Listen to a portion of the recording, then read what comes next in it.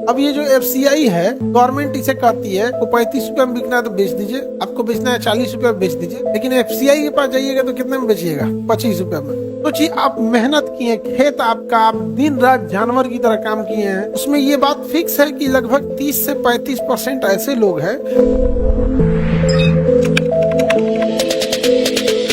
एक बहुत बड़ा काम तो एफसीआई करती है फूड की स्टोरेज में। FCI, food corporation of India, food corporation of India 1964 में इसकी स्थापना होती है। कब होती है? 1964। इसका काम क्या होता है? एफसीआई के पास बहुत बड़े बड़े मात्रा में गोदाम है। ये अनाज को और बीज को भंडारित कर लेते हैं। अनाज को क्या करते हैं? भंडारित करते हैं। इसके बाद बहुत बड़ा क्या है? गोदाम है। अब इस गोदाम में ये रख सकते हैं बफर स्टॉक को रख के। बफर स्टॉक क्या होता है? इस साल पैदावार ज्यादा हुई है, इस साल पैदावार ज्यादा हुई है, उस साल स्टोर करके रख लेना, और जिस साल पैदावार कम होगी उस साल उसका यूज करना है। उसी को क्या कहेंगे? Buffer stock. जैसे कई बार देखिएगा ना, अभी प्याज महंगा है कि सस्ता हुआ है? क्या रुपया चल रहा है? 20 से 30 के बीच में एवरेज चल रहा है। अब समझो ध्यान से, तो 20 से 30 रुपया चल रहा है। एक टाइम आता है ये प्याज कितना हो जाता है? 100-150 चला जाता है। तो गवर्नमेंट अगर इसे चाहे, एफसीआई चाहे, तो इसे अभी बहुत ज्यादा मात्रा में क्या कर सकते हैं? स्टोर करके रख सकते हैं, स्टोर करके रख सकते हैं। वो ही क्या कहलाएगा? Buffer stock. क्या कहलाएगा? अभी एफसीआई का बहुत सारा गोदाम है। एफसीआई के पास गोदाम होंगे बहुत ज्यादा, हर जिला में है, करोड़ों टन अनाज रखे रहता है एफसीआई। उसके बाद गोदाम की कोई कमी नहीं है। अब ये जो एफसीआई है, गवर्नमेंट इसे कहती है कि आप किसानों से जो अनाज खरीदिएगा वो एमएसपी पे खरीदिएगा। किस पे खरीदिएगा? एमएसपी। एमएसपी का मतलब होता है मिनिमम सपोर्ट प्राइस। क्या होता है? Minimum support price. Minimum support price का मतलब होता है कि सरकार जो मुख्य फसल है, जैसे सोयाबीन है, दाल है, चना है, गेहूं है, चावल है, धान है, ये सब चीजों पे सरकार पहले ही मूल्य फिक्स कर देती है किसानों से कि आप इस फसल को लगाइए, इतना में बेचना है बेच दीजिएगा, लेकिन हम गारंटी लेते हैं कि अगर नहीं बिका तो हम इतने मिनिमम इस प्राइस में तो हम खरीद ही लेंगे। जैसे अभी 18 की 19 गेहूं का कितना है जीएमएसपी? 24-25 24-25 के बीच में चल रहा है। तो गेहूं का कितना रुपया है? 25 रुपया। कितना रुपया?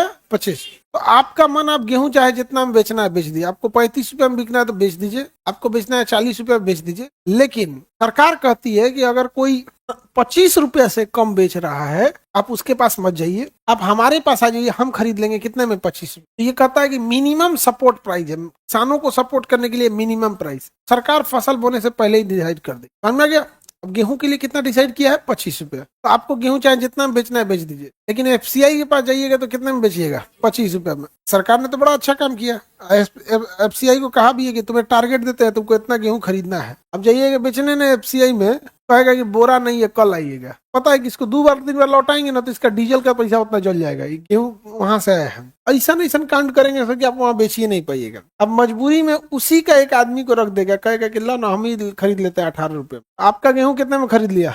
अब वो आदमी ना 25 रुपए में बेच देगा एफसीआई में। एफसीआई का ही आदमी हो। धांधली बहुत होती, लेकिन यह धांधली जब कभी आपके पास मंडी बना दी जाती है तो नहीं हो सकती। जैसे पंजाब हरियाणा में आड़ती है, आड़ती उसे बोलते हैं जो मंडी में बैठ के बोली लगाता है। तो वहां पर किसानों को अच्छा भाव मिल जाए, क्योंकि वहां बहुत सारे व्यापारी आते हैं। अपने यहाँ ऐसी व्यवस्था नहीं है। हालांकि एफसीआई जो है का काम है खरीद बिक्री करना, उसका प्रबंधन करना, एमएसपी मिनिमम सपोर्ट प्राइस का देते रहना है।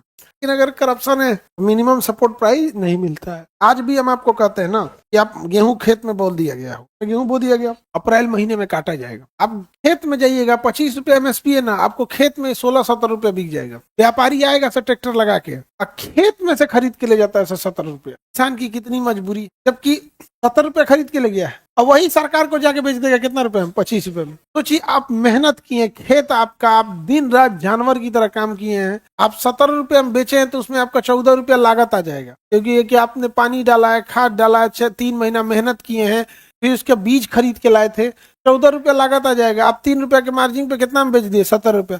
उठा के बेच देगा सीधे एफसीआई में, बिना कुछ कही ले। कहाँ पे? ऐसे कितना में 25 पे। हालांकि अगर एमएसपी पे खरीदे किसान से तो किसानों को ज्यादा फायदा हो जाएगा, लेकिन इससे क्या है, बड़े बिचौलिए बफर स्टॉक समझा दिए थे, सीजन में फसल रख के बना लीजिए, क्या होता है बफर स्टॉक। पीडीएस सार्वजनिक वितरण प्रणाली, पीडीएस की शुरुआत 1992 में हुई थी। राशन की दुकान जो होती है, सरकारी राशन की दुकान देखते हैं ना, कोटा वगैरह बांटा जाता है, कम मूल्य पे दिया जाता है, पीडीएस वाली दुकान। सार्वजनिक वितरण प्रणाली, सार्वजनिक वितरण प्रणाली मतलब क्या है कि राशन कार्ड पे क्या देना है, अनाज देना है।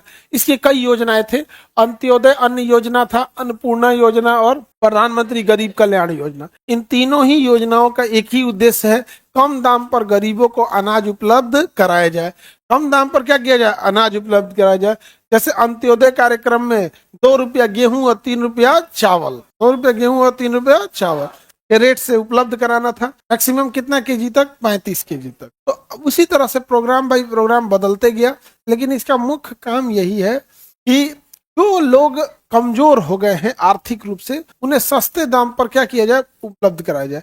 लेकिन जब कोविड आया तो प्रधानमंत्री गरीब कल्याण योजना के तहत उसे क्या दिया गया, खाद्य चीजें मुफ्त में दी गई। क्योंकि देश की आबादी एक इतनी बड़ी आबादी है, इस जो राशन कार्ड में राशन ले रहे हैं, आज भी अनाज जो ले रहे हैं, उसमें ये बात फिक्स है कि लगभग 30 से 35% ऐसे लोग हैं जो राशन नहीं लेने के हकदार हैं, बावजूद कर रहे हैं मिल रहा है तो लेने में क्या जा रहा है। उनका लॉजिक ये है कि मिल रहा है तो खरीदने में क्या जा रहा है, लेने में क्या जा रहा है। लेकिन ये भी बात हकीकत है कि जितने लोगों को राशन मिल रहा है उसमें से 50 से 60% ऐसे लोग हैं जो उसी पे डिपेंडेंट है, उनको लेना मजबूरी है वो राशन। समझ में आ रहा है? आगे बढ़े तो सार्वजनिक, ये सब चीजें तो बहुत पहले से चल रहा है भारत में, आज ही के समय, अलाउद्दीन खिलजी के समय से चल रहा है। बाजार नियंत्रण प्रणाली, मूल्य नियंत्रण प्रणाली आज से चल रहा है। कब से चल रहा है? अलाउद्दीन खिलजी के टाइम से चल। अब बफर स्टॉक तो बढ़ा दिए, बफर स्टॉक जरूरी है कि नहीं? अच्छा, इतना बफर स्टॉक होने के बाद भी प्राइस आगे पीछे हो जाता है कि नहीं हो जाता है?